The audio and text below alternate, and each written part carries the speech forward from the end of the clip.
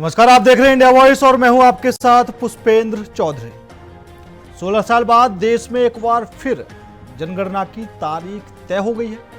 इस बार देश में 16वीं जनगणना होगी। जाति जनगणना को 2 चरणों में बांटा गया है। पहला चरण 1 अक्टूबर 2026 से शुरू होगा। इसमें हिमाचल प्रदेश और उत्तराखंड के साथ साथ लद्दाख और जम्मू कश्मीर में जनगणना होगी, जबकि दूसरे फेज में 1 मार्च 2027 से बाकी देश में जनगणना होनी है। इस बार जनगणना में जाति का कॉलम भी होगा। जनगणना करने वाले कर्मचारी हर घर जाकर सभी लोगों से जाति पूछेंगे। जनगणना में करीब 3 साल का वक्त लगेगा।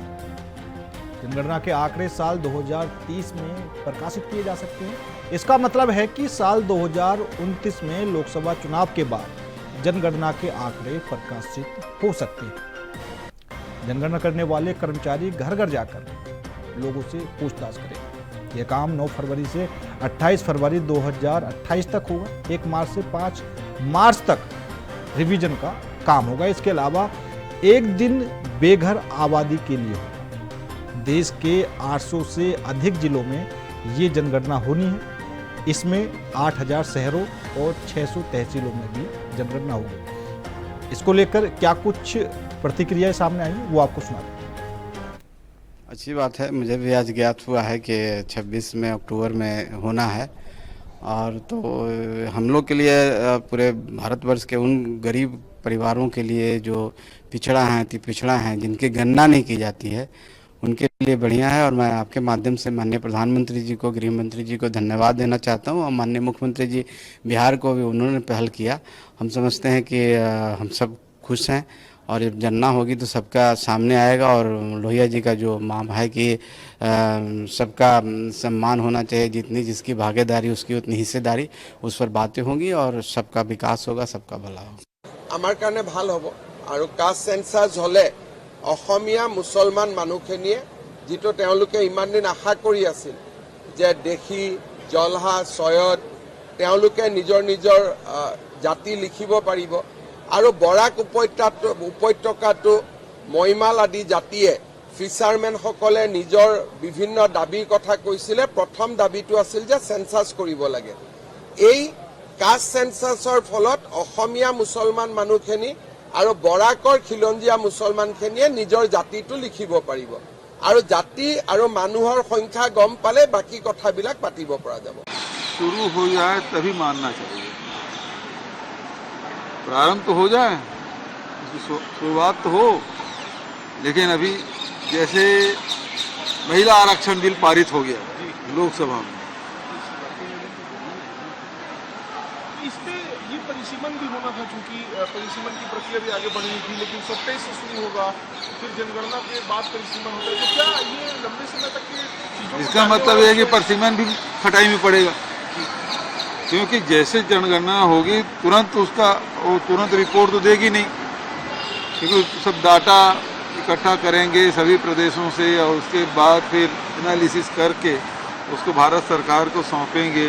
और भारत सरकार फिर निर्वाचन परिसीमन आयोग गठित करेगा और गठित करने के बाद उसकी बैठकें होगी हर राज्यों के, है ना, तब डिलिमिटेशन हो पाएगा। फिर उसे लोकसभा में भी पारित करना होगा। राज्यों में सीटें बढ़ानी है, लोकसभा में सीटें बढ़ानी है। साउथ में उसका विरोध हो रहा है। तो ये सारी बातें हैं, तो उसको कोई एक झटके में उसका निराकरण हो जाएगा, ऐसा मुझे लगता है। कि इन लोगों की मंशा जो है वो ठीक नहीं है। और हम लोगों ने पहले भी कहा, तो बिहार चुनाव को देखते हुए इन लोगों ने जो है अनाउंस किया है। और हम लोगों का एक दबाव था, ये हम लोगों की जीत थी और हम लोगों की पुरानी मांग रही है, तब इनको जो है केवल जो है पास कैबिनेट से करना पड़ा है। लेकिन अभी कह रहे हैं 2 चरणों में होगी। हम तो कह रहे हैं जाति के साथ हम लोग वर्गों का भी करवाएंगे, कि आखिर पता चले कि कितनी जातियां हैं और कितने ओबीसी हैं, कितने ईबीसी हैं। वर्ग का भी जो है कॉलम जो है आना चाहिए।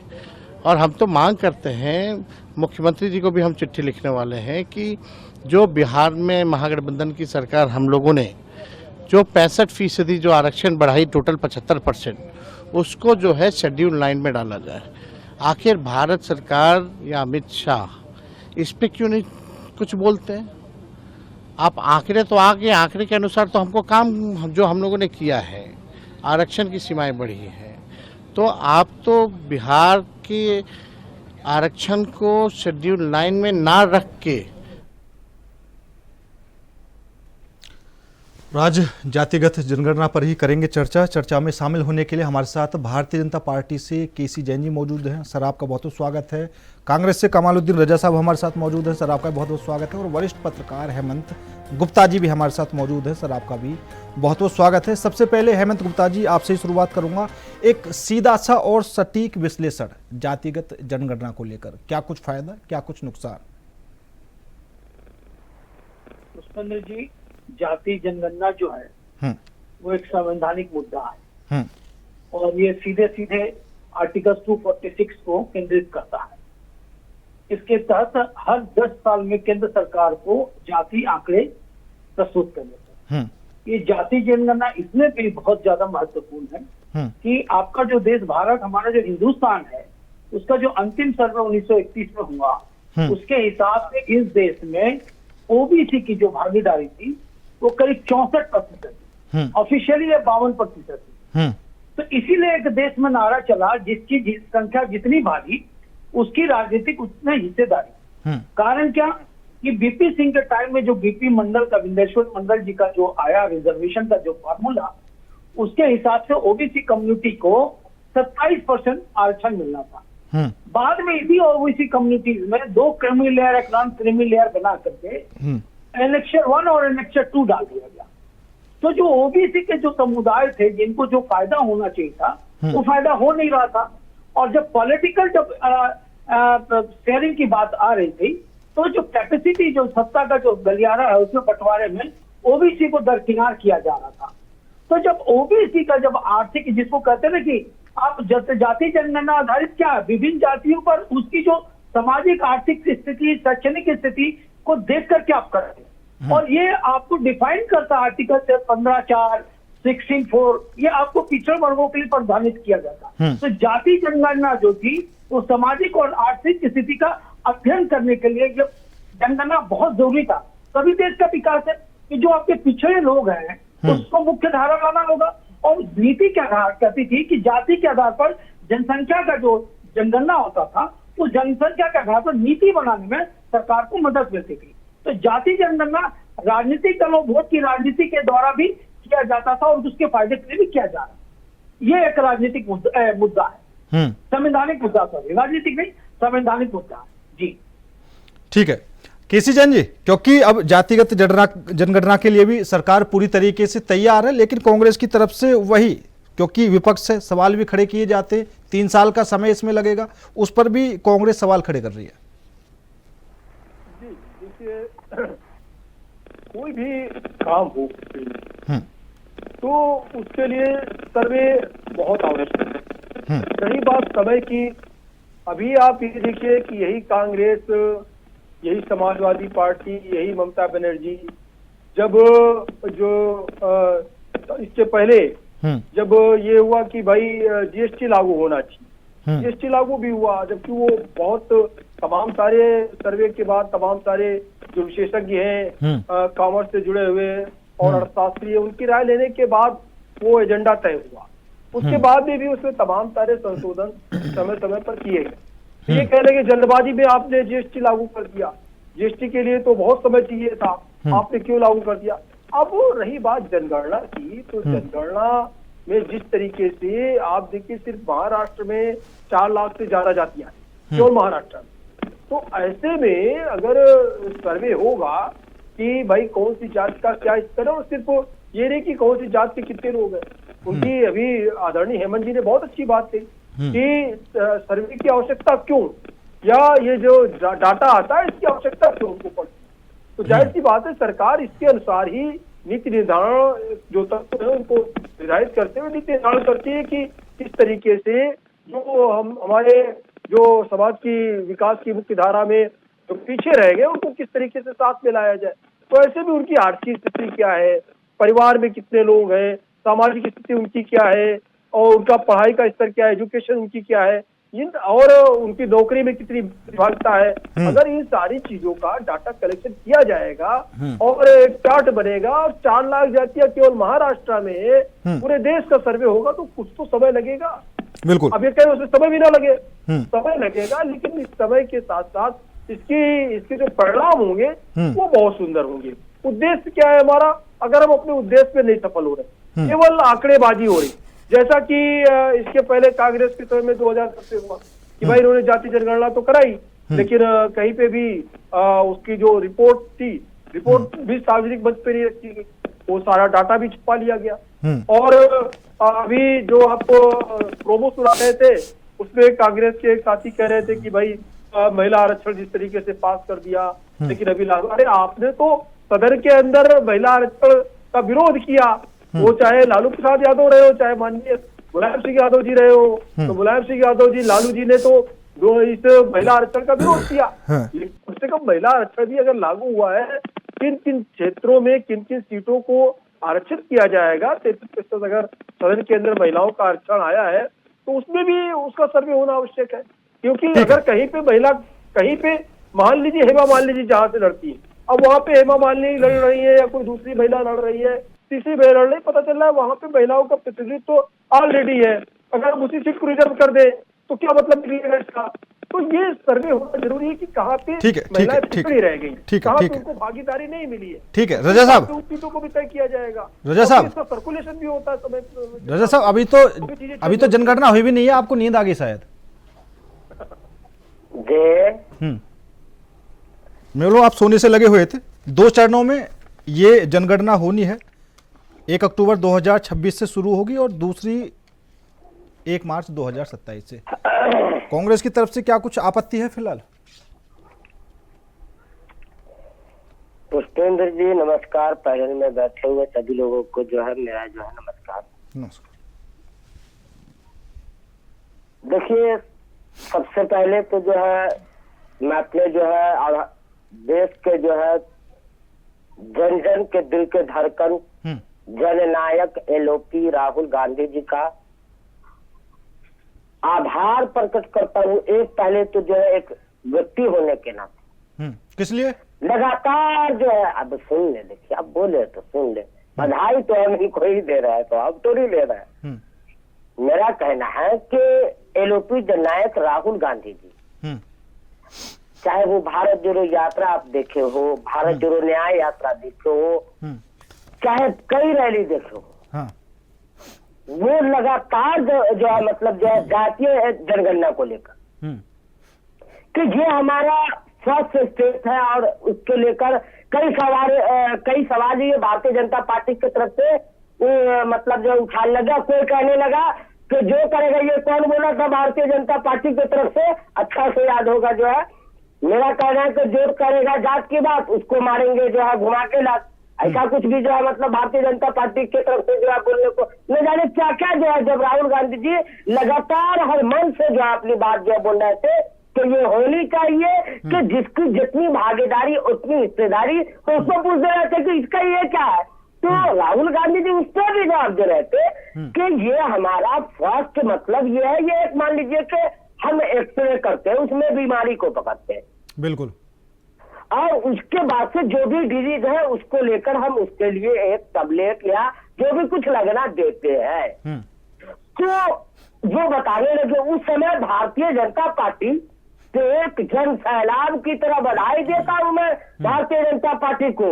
जन सैलाब की तरह जो है राहुल गांधी जी पे वार करने लगे और कुछ जो है मतलब जो है पप्पा की पढ़ी लोग जो है चरण चुंबक जो है मतलब गोदी मीडिया, तो ये देखिए जो राहुल गांधी जी का विरोध करने लगे। अरे बिना समझे विरोध करना गलत है, क्योंकि आपने बार बार पलटी मारी है। लेटरल एंट्री को देख ले, राहुल गांधी जी ने क्या कहा था। हमारे भाई केसी जैन जी जो अब अभी बता रहे थे जो है शायद जीएसटी के बारे में जो है, जिसे गब्बर सिंह टैक्स हम लोग कहा करते हैं। जननायक एलओपी राहुल गांधी जी ने गब्बर सिंह टैक्स बताया था। उसके बाद से वही नहीं, मैं आपको बता दूं नोटबंदी को लेकर भी राहुल गांधी जी ने जो कहा वही जो है मतलब जो है सही साबित हुआ। तो राहुल गांधी जी को आप मत देखे, मेरा कहना है कि अगर कोई व्यक्ति, पुष्पेंद्र जी आप ही का चैनल से मैं कुछ ही दिन पहले बोला हूं ना ये बात, कि कोई व्यक्ति अगर से सही बात लगातार सालों साल से रट रहा है कि ये चीज जो है नहीं, और दूसरी बात जब जो है कोविड को लेकर चाहे आपको जो है मतलब कि सरकार इसकी तैयारी करे, देश को इसके लिए तैयार रहनी चाहिए, उसके बाद देख ले के जो है ये जीएसटी गब्बर सिंह टैक्स को लेकर आपने छोटे छोटे कारोबारी मजेले, ठीक है रजा साहब, ठीक है, थोड़ा सा तो टाइम लावे, इतना भी टाइम नहीं देंगे तो कैसे? नहीं तो आप मुद्दे से दूसरी जगह जा रहे हैं ना। मेरा कहना ये है, मेरा ये कहना है, देखिए आपका जो कहना है आप हमसे पूछिए, आप पूछेंगे, मेरा काम है आपको नहीं, आप दूसरी तरफ मुद्दे को घुमा रहे हैं ना, इसलिए बोल रहा हूँ। और मेरा सवाल ये है कि अभी आपने कहा कि राहुल गांधी जी लगातार मांग कर रहे थे, आपने ये एक उपलब्धि बता दी कि राहुल गांधी जी की उपलब्धि है, लेकिन विपक्ष के जो तमाम नेता हैं वो अपनी अपनी उपलब्धि मानकर बैठे। अखिलेश यादव जी अपनी उपलब्धि मान रहे हैं कि हमने मांग की थी, हमारी जीत हुई है। तेजस्वी यादव अपनी उपलब्धि मान रहे हैं। डिबेट से निकलता हूँ, देखता हूँ तो आप तो लगातार मेरे माइक को मीटिंग करते हैं। एक तो सदन में मतलब ओम बिरला जी भी रहेगा, आप काहे को दिक्कत उठा रहे हैं? नहीं तो ये तो आरोप लगाते ही रहते हैं। अगर कांग्रेस के नेता भी आरोप नहीं लगाएंगे तो फिर कौन लगाएगा? मैं आपको डिबेट का ही आप अपने इसमें देख लेना, कितनी बार म्यूट करते रहते हैं हमको। नहीं तो देखिए, अगर जो सवाल पूरा हो गया, जो जवाब मिल गया, उससे भी अगर आप रोकने पर नहीं रुक रहे तो ये बात तो आज आप खुद स्वीकार कर रहे हैं, बहुत अच्छी बात है। ठीक है कि आप मान रहे हैं कि आपकी आवाज को यहाँ पर डाउन कर दिया जाता है। किस लिए कर दिया जाता है? ठीक है कि आप सुनते नहीं है। तो उसी तरह आप मान लीजिए कि राहुल गांधी जी भी नहीं सुनते तो उनकी आवाज डाउन हो जाती है वहां। देखिए नहीं हाँ। अब आप ठीक है, इस बात से भी मैं सहमत हूँ कि आप सवाल जो पूछे इसका उत्तर मैं दूं, मगर जो है बीच में टक से जो है माइक डाउन मतलब मेरा म्यूट नहीं कीजिएगा, जो इतना ही जो है ये करूंगा। जो है मेरा कहना है कि आपने कहा कि इस बात को भी मान लीजिए कि राहुल गांधी जी गलत बोलते होंगे। राहुल गांधी जी ने कोविड-19 का जो फर्स्ट वेव कोविड पैंडेमिक आया था, शिकायत है जो पहले और सबसे पहले कहने वाले व्यक्ति के जो है बहुत बड़ी सुनामी आने वाली है और इसको लेकर जो हम लोगों को तैयारी करनी चाहिए। और देश के प्रधानमंत्री को जो मतलब और देश को आगाह करने का काम किया था, उसके बाद से जो है नहीं किया, उसका खामियाजा भुगतने को क्या मिला? जो देश की जनता की जान गई, उसके बाद जो है कोई लेना देना नहीं इस भारतीय जनता पार्टी को। ठीक है अभी लाया जाता हूँ, जब आप बोले राहुल गांधी पे तो सुनना होगा। ठीक है, नहीं आप फिर मेरा कहना जीएसटी पे नोटबंदी पे आइए 2016 में आप जाति जनगणना की बात हो रही है, आप फिर मुद्दे से भटक रहे हैं। समस्या तो यही है ना आपकी। नरेंद्र मोदी जी बोले कि जो है नोटबंदी से काला धन आएगा, 15 लाख केसी जैन जी के सारे अकाउंट में 15 लाख चले गए होंगे। तो उस वक्त बोले एलओपी जननायक राहुल गांधी जी और प्रधानमंत्री मनमोहन सिंह ने जीडीपी जो है 2% देंगे और ये 2% ध्यान से गिरा। यहाँ पे सच्चा कौन और सही कौन साबित हुआ? जननायक एलओपी राहुल गांधी। ठीक है केसी जैन जी मेरा कहना है कि बार बार राहुल गांधी जी आज यहाँ पर साबित कर चुके हैं कि जो मैं बोला वही सही। और राहुल गांधी जी ये भी बोले थे कि जातीय जनगणना अगरचे भारतीय जनता पार्टी और इंडिया अंडा गठबंधन अगर अभी नहीं कराती है। अच्छा आप मुझे एक बात बताइए रजा साहब, एक बात बताइए आप सुन लीजिए। राहुल गांधी जी जो बोलते हैं वो बिल्कुल सच होता है और सटीक होता है, उस पर देश को विश्वास करना चाहिए। राहुल गांधी जी जो बोलते हैं, अरे रख ले नीचे रजा साहब, राहुल गांधी जी जो बोलते हैं पूरे देश को उस पर विश्वास करना चाहिए। देखिए राहुल गांधी जी का विषय नहीं, नरेंद्र मोदी जी।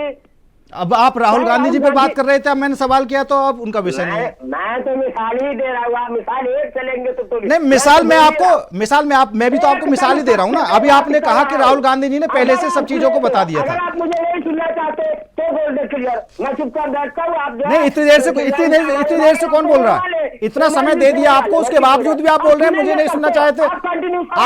आपको बेवजह थोड़ी सुनेंगे हम, आपको कब मिलेगा? ठीक है, जब मैं बोल, ठीक है रजा साहब, आपको बेवजह थोड़ी सुनेंगे हम। इतना समय दे दिया उसके बावजूद भी आप बोल रहे हैं कि मुझे नहीं बोलने दिया जा रहा। ठीक है, मुझे नहीं बोलने दिया जा रहा।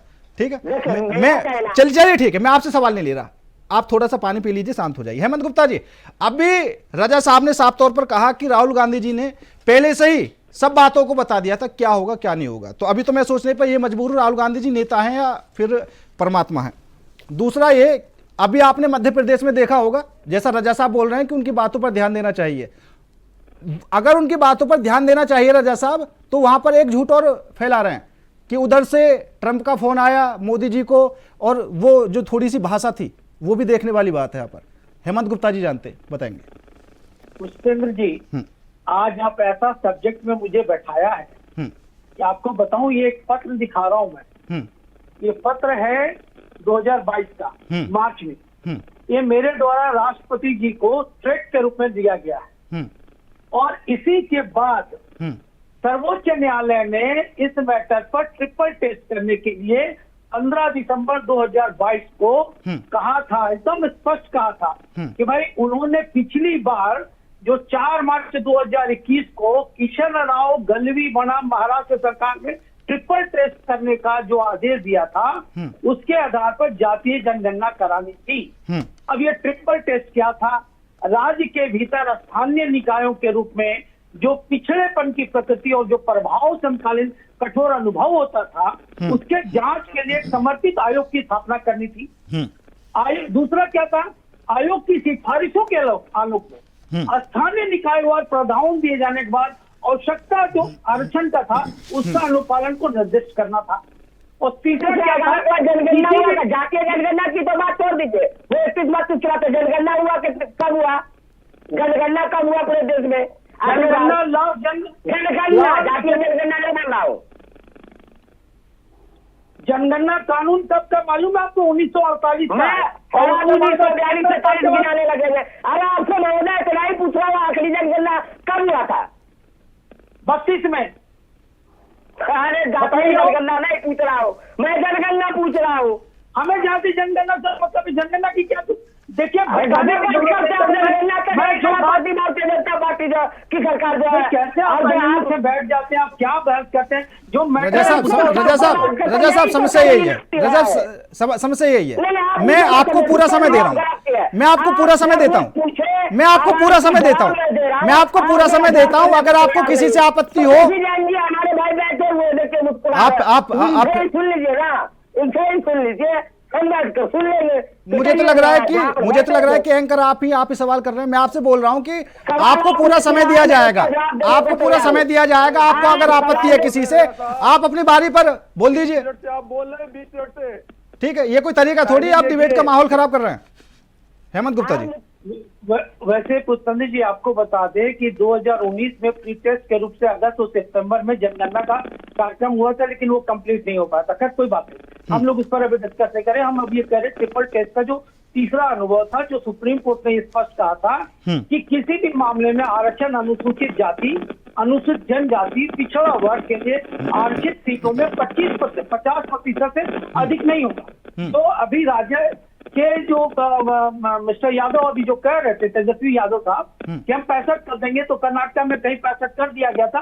उसी के आलोक में सुप्रीम कोर्ट ने निर्देश दिया था कि 50% से ऊपर आरक्षण नहीं होगी। तो ये जो कंट्राडिक्शन पूरे देश में आई थी ना, इसलिए जनगणना का कार्यक्रम रिजेक्ट कर दिया गया था, जबकि ये 2021 में होना था, और ये चूंकि कोविड के पीरियड के चलते वो आगे बढ़ा दिया गया। तो आज 76 साल, 77, 78 साल के बाद ये जनगणना का कार्यक्रम हुआ है। तो ये सुप्रीम कोर्ट के स्पष्ट आदेश के अनुसार ना तो राहुल गांधी जी क्रेडिट इसमें रह रहे हैं, उनकी एक डिमांड। लेकिन जातीय जनगणना ये तो कब आया? जब सुप्रीम कोर्ट का आदेश आया तो उन्होंने कहना शुरू कर दिया कि भाई ये मैंने मांगा तो सुप्रीम कोर्ट ने आदेश दिया। तो ठीक है, पॉलिटिकल पार्टी अपना क्रेडिट ले सकती है, लेकिन इसको ध्यान में रखना चाहिए कि जातीय जनगणना जो है अपने ब्रिटिश साइड में 1881 में हुई थी, और आज उसी जातीय जनगणना का कारण यह है कि जब आपको परिसीमन किसी राज्य की सामाजिक रूपरेखा को बनाने के लिए करना है, परिसीमन कराना है, तो जब तक जातीय जनगणना नहीं कराएंगे परिसीमन का मामला सामने नहीं आ सकता। तो ये एक बहुत आम मुद्दा है। और जनगणना क्या थी? जनगणना कानून के हिसाब से हर 10 वर्ष में करानी थी। 1948 में जब भारतीय जनगणना अधिनियम बनाया गया था, लेकिन कभी 10 साल में नहीं हुई। ये मुगल साम्राज्य के राज से हो रहा, अकबर के टाइम में भी हुआ था। आईने अकबरी जो जनसंख्या को धन उद्योग कई मामलों से जोड़ता था, तो हमारे देश में जनगणना कई दशकों से रुका हुआ था। ये हो जाना बहुत जरूरी है। क्रेडिट कोई भी ले, लेकिन ये सुप्रीम कोर्ट को क्रेडिट जाता है कि उसने एक्सेप्ट दिया कि होना चाहिए। ठीक है, केसी जैन जी। अभी रजा साहब काफी कुछ कह रहे थे, एक बार जवाब दे दीजिए। देखिए, जिस प्रकार से इस जाति जनगणना की मंशा पे सवाल उठा रही है कांग्रेस पार्टी कि भाई 26 से क्यों शुरू, तो इससे और जल्दी देखिए 2025 चल रहा है, अब 26 से जनगणना शुरू हो जानी है, इससे फास्ट और क्या हो सकता है। और जनगणना का उद्देश्य जो है, जो चीज अभी फिर गुप्ता जी ने जिस चीजों को दोहराया कि चाहे सीटों का परिसीमन हो या किसी जात के लोगों को कोई लाभ देना हो, उस संबंध में कोई नीति निर्देशक दिशा निर्देश जारी करने हो, इसके लिए डाटा का होना आवश्यक है। तो जो डाटा कलेक्शन होना है, उसमें अगर आधे अधूरा डाटा कलेक्शन उसका क्या मतलब है। फिर जो 2011 में लास्ट जनगणना हुई और उसी समय पर इन्होंने, कांग्रेस की सरकार ने जो जातिगत जनगणना कराई, जातिगत अगर इनकी मंशा अच्छी थी तो उस जातिगत जनगणना का 2010 का डाटा क्यों नहीं प्रस्तुत किया गया, क्यों नहीं सार्वजनिक किया गया, उसको सार्वजनिक करना चाहिए था। तो मंशा किसकी खराब है और सवाल कौन उठा रहा है, खुद की मंशा खराब है, खुद ही सवाल उठा रहे हैं। इनका काम सिर्फ इतना है कि एक प्रोपोगंडा छोड़ देना और उसके बाद में बैक हो जाना।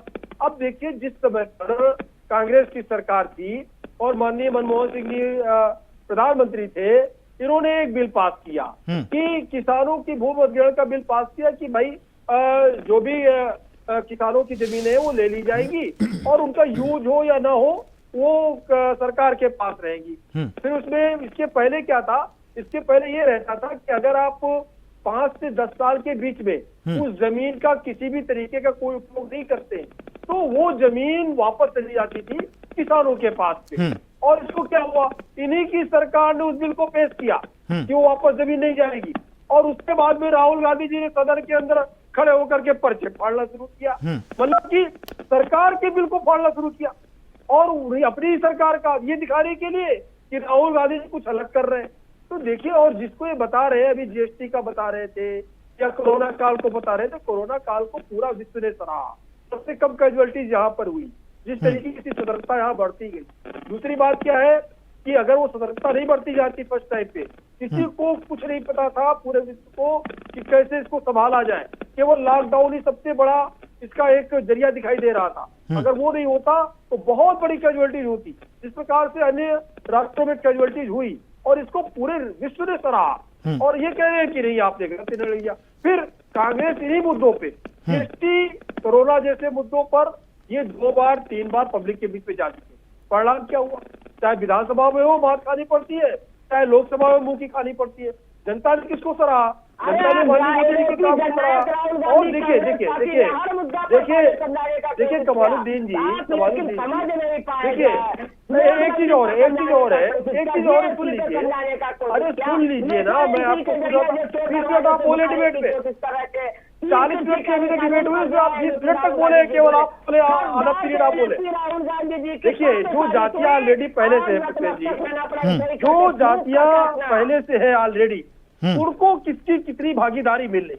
आप देखिए, चाहे लालू जी के रहते हुए बिहार में देख लीजिए या समाजवादी पार्टी के रहते उत्तर प्रदेश में देख लीजिए, जो यहाँ पे 70 से ज्यादा जातियां हैं, हिंद, कहार, कुमार, मांझी, कश्यप, ये सब जितनी भी जातियां हैं, वो भी मौर्य, कुशवाहा, इनको कितना लाभ मिला।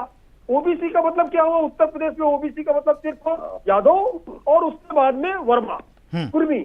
तो यादव और कुर्मी जात को लाभ मिलता रहा ओबीसी का। आप डाटा उठा के देख लीजिए, चाहे नौकरी में भर्तियों को लेकर के ठीक है जगहों पे देख लीजिए, या राजनीतिक रूप से देख लीजिए, टिकट भागीदारी में ओबीसी में टिकट किसको मिल रहा है, या तो यादव को मिल रहा है, कुर्मी को मिल रहा है उत्तर प्रदेश से। और बिहार में लालू जी के रहते हुए ओबीसी का मतलब सिर्फ यादव था। तो कहने का मतलब ये है कि जो जातियां जिस वर्ग में है, जिस वर्ग में जो जातियां प्रतिनिधित्व कर रही हैं, क्या उनकी भागीदारी सुनिश्चित हुई। भारतीय जनता पार्टी ने यह प्रश्न हमेशा किया और भारतीय जनता पार्टी का यह उद्देश्य था, जो अंततः योजना थी भारतीय जनता पार्टी की, वो यही है कि अंतिम पायदान पे बैठे हुए व्यक्ति को लाभ मिले और उसको लाभ मिलना चाहिए। समाज में जो जिस प्रकार से विकास में जो भागीदारी है, वो भी सबसे निचले पायदान पे बैठे हुए व्यक्ति को मिलना चाहिए। ठीक है जैन साहब, इन्हीं सब चीजों को देखते हुए, ठीक है। रजा साहब मुस्कुरा रहे हैं। रजा साहब पहली बात तो मैं आपसे ये रिक्वेस्ट करूंगा कि अब मैं आपको पूरा मौका दे रहा हूं बोलने का और हमेशा दिया है, ठीक है। जैसे आपकी बातें सब सुनते हैं, आप भी सुना करें और अब आप अपनी बात कह दें, किससे क्या आपत्ति है, किसने क्या कुछ गलत कहा है, आपकी बात सुनिए। हम तो कंटिन्यू सुन ही रहे हैं, बोलने का मौका कहा दिए। कंटिन्यू मैं भी आपको देख रहा था, आप बोल ही रहे थे।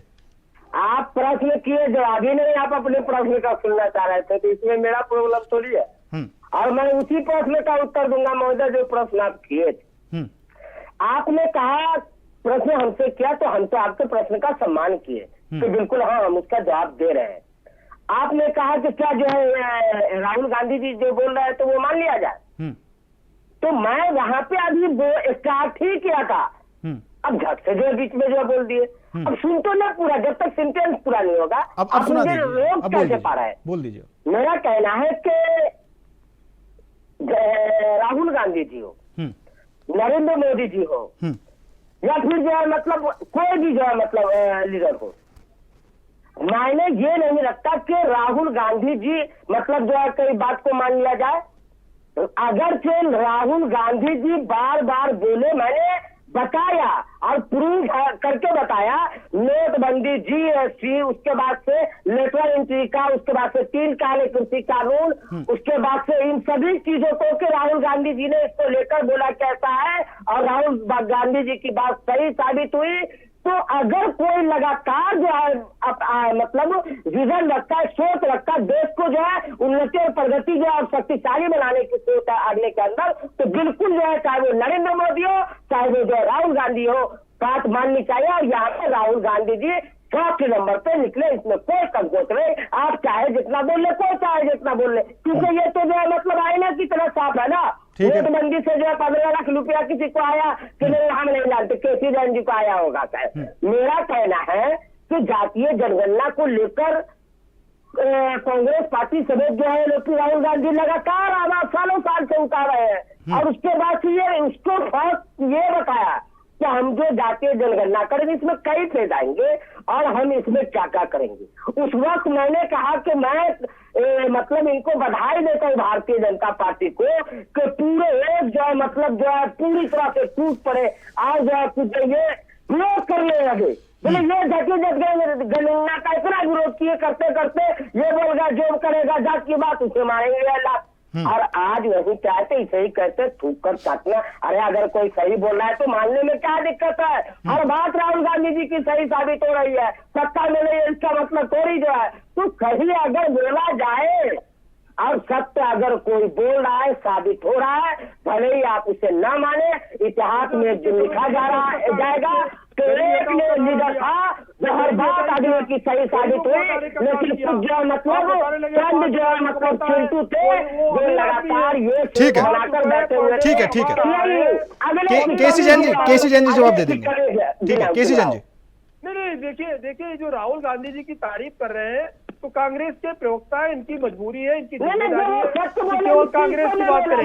लेकिन ये तो वो पार्टी है जो सर्जिकल स्ट्राइक का प्रूफ मांगती है, मान लिया जाए क्या? राहुल गांधी जी सर्जिकल स्ट्राइक का प्रूफ मांगते थे। राहुल गांधी जी क्या वाड्रा, इनके यहाँ प्रियंका वाड्रा के हस्बैंड है, प्रियंका वाड्रा के हस्बैंड कहते क्या है कि भाई आप तो जो बिल लेके आए हैं इसलिए हमला हुआ है, क्या इसको सही मान लिया जाए क्या? मतलब तो राहुल गांधी तो ऐसी बातें करते, इंदिरा गांधी रजा साहब सुन लीजिए। गरीबी तो हटा नहीं पाए, गरीबों को इन्होंने हटाने का काम किया।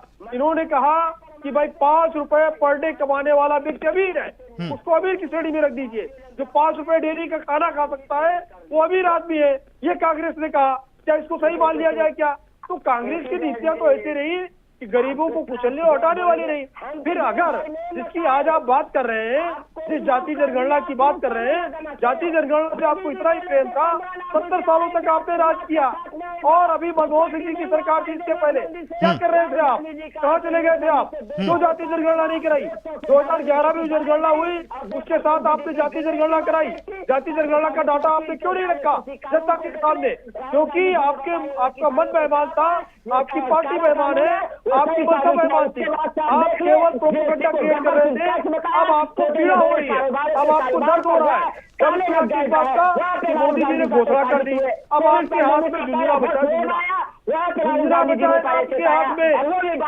पब्लिक ने आपको अस्वीकार कर दिया। आप जिस नोटबंदी की ठीक है ठीक है ठीक है ठीक है ठीक है, अब डाउन कर दीजिए। नोटबंदी को सराहा। हेमंत गुप्ता जी आप कुछ कह रहे थे। देखिए पुष्पेंद्र, हम नेशनल टीवी पे बैठे हैं जहाँ करोड़ों दर्शक सुन रहे हैं और देश को गुमराह करने वाले बयान नहीं देने चाहिए। यही कांग्रेस है जो आज 75 साल तक जाति जनगणना का विरोध करती रही और सबसे ज्यादा ओबीसी समुदाय जिसको पिछड़ा वर्ग कहते हैं उसका सबसे ज्यादा दोहन या प्रताड़न कार्य किया गया तो कांग्रेस के दशक में हुई। आप जरा सोचिए कि क्रेडिट क्यों नहीं जाना चाहिए कांग्रेस को या राहुल गांधी जी को, और क्यों उसका फायदा उठाना चाहते हैं, इसको समझने की जरूरत है। मैं भारत की जनगणना 2011 में जब उसके कमिश्नर थे चंद्रमौली साहब, उन्होंने काम शुरू किया था पर वो काम पूरा नहीं हो पाया, जबकि यह जनगणना 1872 से शुरू हो गई। अब जरा सोचिए भारत की जब जनसंख्या 2001 और 2011 के दशक क्या हुई। आप सोचिए 2011 में हमारे देश की जनसंख्या 18 करोड़ से मतलब 19 करोड़ के लगभग थी। वो 2011 में क्या हो गया, 121 करोड़ हो गई। अब आप बताइए 121 करोड़ में जो जनसंख्या है उसका बाइफर्केशन करिए कि नहीं। साक्षरता लेवल आपको कितना बढ़ गया, 69% बढ़ गया। संविधान के जो आर्टिकल्स है 246 में जाति जनगणना करने का सरकार को दायित्व दिया गया।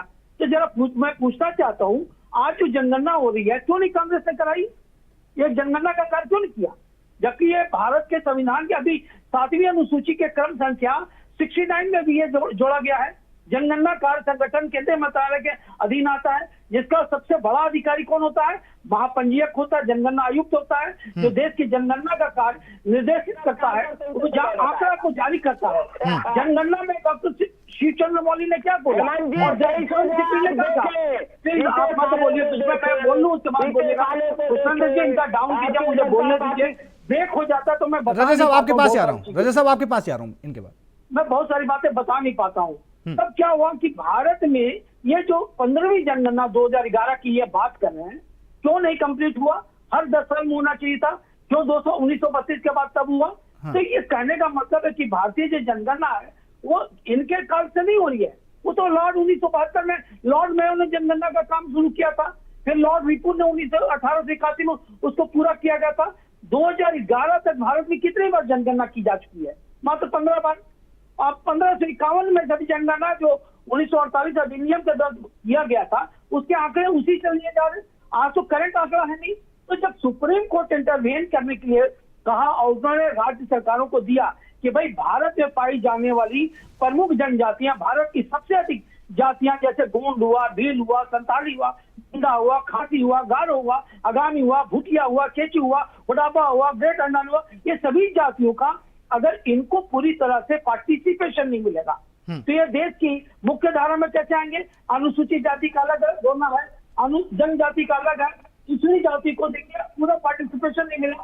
तो आज पूरे देश की जो ओबीसी है वो पूरे देश में लागू हुई है कि नहीं हमको पॉलिटिकल पार्टिसिपेशन चाहिए। तो ये क्रेडिट जाता है देश के उन छोटे छोटे संस्थाओं का जिन्होंने आवाज को उठाया और माननीय सर्वोच्च न्यायालय के सामने जाकर, जिसमें मैं भी एक पिटिशनर हूँ, हम लोगों ने ये आदेश हासिल किया और तब जाकर के, क्योंकि सुप्रीम कोर्ट का आदेश है, कोई भी राज्य सरकार या देश की सरकार उसको इग्नोर नहीं कर सकती है। और उसका क्रेडिट अगर आप करते लेने के लिए, तो मैं पूछना चाहता हूँ कि जातीय जनगणना का विरोध सबसे ज्यादा कौन करता रहा, कांग्रेस करती रही। सबसे ज्यादा ओबीसी को प्रताड़ित कौन किया, ओबीसी किया। तो आप कैसे क्रेडिट आप ले रहे हैं, क्योंकि अलग बात है कि अब ये मामला आ गया है सामने तो हम चलिए क्रेडिट ले रहे हैं। जातीय जनगणना एक सकारात्मक कदम है, इस चीज को समझना चाहिए। और हर कोई को सिर्फ हमारा नेता करके नहीं, आज जातीय जनगणना देश की मजबूरी है। बिल्कुल ठीक है। रजा साहब कहिए। जी सर कहिए। अभी आप हेमंत गुप्ता जी की बातों पर जवाब दे रहे थे, अब आपका जो वॉइस है वो हम भी सुन रहे हैं, अब कहिए आप। नहीं सर, जो आपको प्रश्न है पूछ ले, नहीं तो फिर कह रहे कि आप अपनी बात रख रहे, मोदी जी को बोल रहे हैं। बात यहाँ पर ये आ रही है, हेमंत गुप्ता जी ने साफ तौर पर कहा है कि अब कांग्रेस क्रेडिट लेने का काम कर रही है, लेकिन क्रेडिट का काम कांग्रेस का नहीं है। चलिए अब आप सवाल कर लेना। यही तो कहते हैं जो है पुष्पेंद्र जी के सवाल जवाब होनी चाहिए, अच्छी बात है। आपका मैं सम्मान करता हूँ और मेरी बात से अगर बुरी लगी तो मैं माफी भी चाहता हूँ। अभी हेमंत जी जो है मतलब जो चीज बोल रहे थे कि जो है क्रेडिट और इसका जो है, और यहाँ खुली किताब है, शीशे की तरह साफ है। जातीय जनगणना को लेकर जो है जननायक एलओपी राहुल गांधी जी कितने वर्ष से लगातार और मंचों से लेकर सड़कों से लेकर सदन में जो डंके की चोट पर बोले कि मैं अगर से या तो मेरे सरकार काल में होगा सरकार में, और अगर से जो है मतलब मैं कोशिश करूंगा, नहीं तो मैं इसी सरकार से कराऊंगा जो है और करा कर दिखाऊंगा। तो आप बताइए कि जो जातीय जनगणना का तो ये विरोध कर रही थी ना भारतीय जनता पार्टी। बिल्कुल बिल्कुल बिल्कुल बिल्कुल। आज जो राहुल गांधी जी के बात को मान रहे हैं ना, इससे क्या है इनकार कर जाते हैं भैया, मजबूर बात है। इंटरव्यू के बारे में बोला ऐसा ही, नोटबंदी पर बोले वैसा ही, जीएसटी पर बोले वैसा ही, तीन का रजा साहब गांधी जी, अरे तो राहुल गांधी जी की भी बात सबको हाँ रजा साहब, मैंने पहले भी आपसे सवाल किया था, फिर कर रहा हूं मैं। जैसे अभी आप बोल रहे हैं कि राहुल गांधी जी ने काफी संघर्ष किया जातिगत जनगणना को लेकर कि होनी चाहिए देश में, ठीक है। अभी मेरा सवाल आपसे ये है कि हर बात मान ले राहुल गांधी जी का क्या जो मतलब साबित हो गया, तो आप ये बोले थे। हाँ, अब आप बात तो सुन लीजिए या मुझे सवाल नहीं करने देंगे आप? सर आप इस पर मौका दिए इतने बड़े प्लेटफॉर्म पे, इसके लिए मैं आपका शुक्रगुजार हुआ। शुक्रगुजार हैं तो आप सुन लीजिए, अब सवाल सुन लीजिए। सवाल मेरा ये था कि अभी आप बोल रहे हैं कि राहुल गांधी जी को क्रेडिट जाता है, उन्होंने काफी कुछ संघर्ष किया। मेरा सवाल ये है कि एक तरफ अखिलेश यादव कहने से लगे हुए हैं कि हमारी वजह से मोदी जी झुके हैं, दूसरी तरफ तेजस्वी यादव कह रहे हैं, तो किसकी बात को माना जाए, किसको क्रेडिट दिया जाए? वो भी इंडिया गठबंधन की पार्ट है। और ये कब से कहना शुरू किए, ईयर बताएं और समय बताएं। को तो दिक्कत नहीं है, आपके साथ प्रॉब्लम हम पहले ही बता दिया, आपके साथ दिक्कत है, नहीं बोल पाइएगा सर। जवाब दीजिए। देखिए पुष्पेंद्र जी, आपने कहा कि जो है अखिलेश यादव का शायद नाम लिया आपने जो, हाँ, और उसके बाद से जो है तेजस्वी यादव जी। हाँ, इंडिया अलायंस के ही पार्ट है ना या एनडीए के पार्ट है?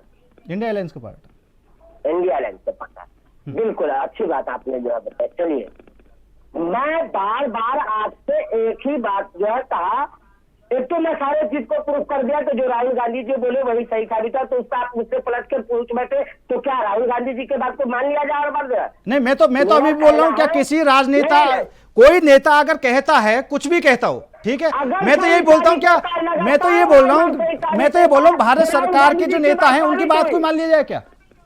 भाई वो बात वही आती है, अभिव्यक्ति की आ जाती है, हम अपने हिसाब से मानेंगे, क्यों माने? हमें अच्छा बुरा दिखाई देता, क्या चल रहा?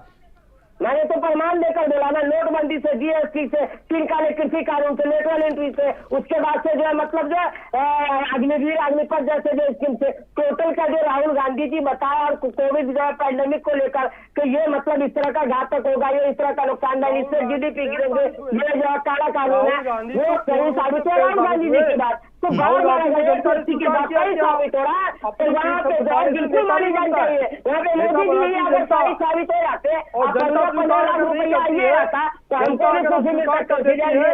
जैसे जो हमारे दुख के आ जाता ना, आज गाँव में हमारे रजा साहब मैं भी मान लेता हूँ। शहादत नहीं होती। रजा साहब सुन लीजिए, रजा साहब अरे रजा साहब सुन लीजिए, मैं रजा साहब ये बोल रहा हूँ, ठीक है, जैन साहब ठीक है रजा साहब मैं भी मान लेता हूँ, ठीक है, और मैं फिलहाल मान रहा हूँ कि राहुल गांधी जी ने अब तक जो भी बात कही, तो मान लीजिए, मैं प्रमाण दे रहा हूँ, आप मुझे गलत साबित कर दे।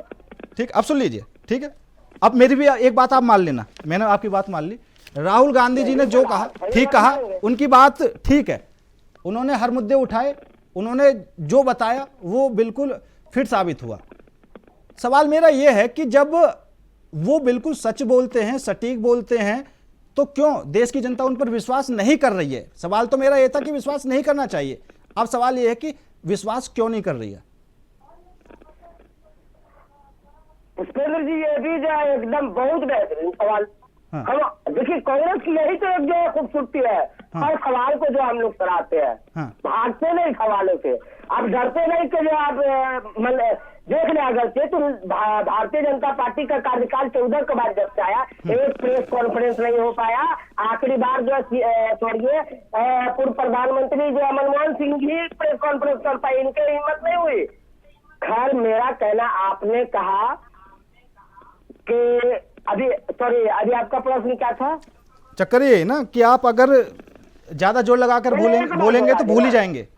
ठीक है, मेरा सवाल ये था कि राहुल गांधी जी बिल्कुल स्पष्ट बोल रहे हैं। आपने कहा कि उन्होंने जो आज तक कहा, उन्होंने जो मुद्दे उठाए, उनके बारे में जो उन्होंने बातें बताई वो बिल्कुल सच साबित हुई। तो मेरा सवाल ये है कि जब वो इतना सच बोलते हैं और देश की जनता के बारे में सोचते भी हैं, उनको आगाह भी करते हैं सरकार को, तो देश की जनता उन पर विश्वास क्यों नहीं कर पा रही है? ये मेरा सवाल इसलिए बन जाता है क्योंकि अभी कई राज्यों में चुनाव हुए, वहां पर कांग्रेस का सुपड़ा साफ हो गया। आपको प्रश्न का समझ गया महोदय, आप हमारे याददाश्त पे भी थोड़ा सा जो है सवाल उठा दिए थे। खैर अच्छी बात है, कोई बात नहीं। मेरा कहना है कि आपने कहा जनता आखिर विश्वास क्यों नहीं करती?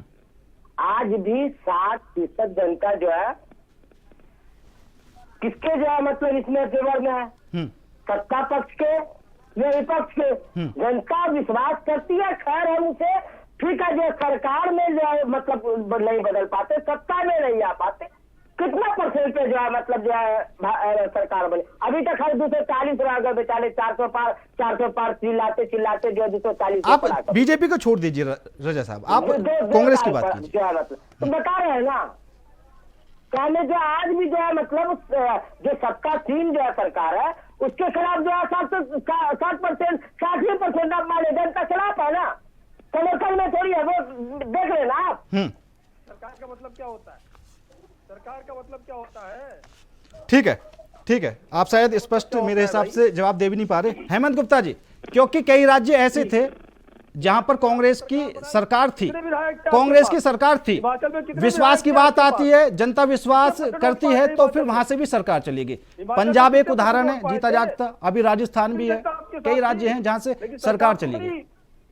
सरकार बड़ी, उसको स्वीकार किया नहीं स्वीकार किया जी। आपने बहुत बड़ा नेशनल इशू उठाया है, तो इसमें जो सच्चाई है जनता के सामने आनी चाहिए। देखिए, जब 2022 में सुप्रीम कोर्ट ने, माननीय सर्वोच्च न्यायालय ने जब आदेश दिया, तो यही राहुल गांधी ने क्या कहा कि सरकार ने और सर्वोच्च न्यायालय ने हमारे दृष्टिकोण को माना और ये सामाजिक न्याय की दिशा में कदम। उन्होंने क्या कहा कि हम सर्वोच्च न्यायालय के फैसले का स्वागत करते हैं, ये हमारा विजन भी था, ये कहा उन्होंने, और ये कदम सामाजिक न्याय और समानता की दिशा में ऐतिहासिक कदम होगा, ये भी उन्होंने कहा। पर सवाल ये उठता है कब कहना शुरू किया, इसको ध्यान में रखिए। 2024 के लोकसभा चुनाव में कांग्रेस ने अपने घोषणा पत्र में राष्ट्रव्यापी बिल्कुल और हेमंत गुप्ता जी, अब बिहार में जनगणना हुई तो तब किसकी सरकार थी? सिंपल सी बात है। हाँ बिल्कुल, और वही विपक्षी पार्टी के नेता राहुल गांधी कहते हैं कि बिहार में सही से जनगणना नहीं हुई। अरे भैया, आपकी सरकार में तो हुई थी। बिल्कुल। देखिए, इसमें क्या है, बिहार में जब जनगणना का जब हुआ तो इसमें क्या देखने को आया, सेंसस कमिश्नर ने क्या कहा, ये ऑथेंटिक डॉक्यूमेंट के बारे में बता रहा हूँ कि भारत की 90% आबादी दलितों, आदिवासियों, पिछड़े वर्ग, अल्पसंख्यकों की है, और ये राजीव गांधी ने भी माना है। उनको नौकरशाही न्यायपालिका मीडिया में सही प्रतिनिधित्व नहीं मिलता है। राहुल ने 20 मार्च को 2024 को भी कहा था कि पूर्व यूजीसी अध्यक्ष सुखदेव थोराट के साथ जब बातें कर रहे थे तो उन्होंने कहा कि ये अगर नहीं उठता तो ये राष्ट्र विरोधी खत्म होगा। ठीक है।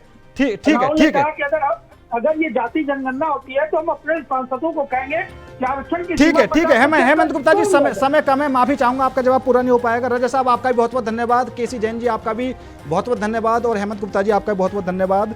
तो जाति जनगणना पर को लेकर फिलहाल जो स्थिति बनी हुई है, 2 चरणों में जाति जनगणना होगी, 3 साल का समय लगेगा, 2029 में भी लोकसभा के चुनाव होंगे, उसके बाद जो रिपोर्ट है वो पेश की जाएगी। क्या कुछ राजनीति रहने वाली है, देखने वाली बात होगी। फिलहाल मेरे साथ इस खास पेशकश में इतना ही। नमस्कार।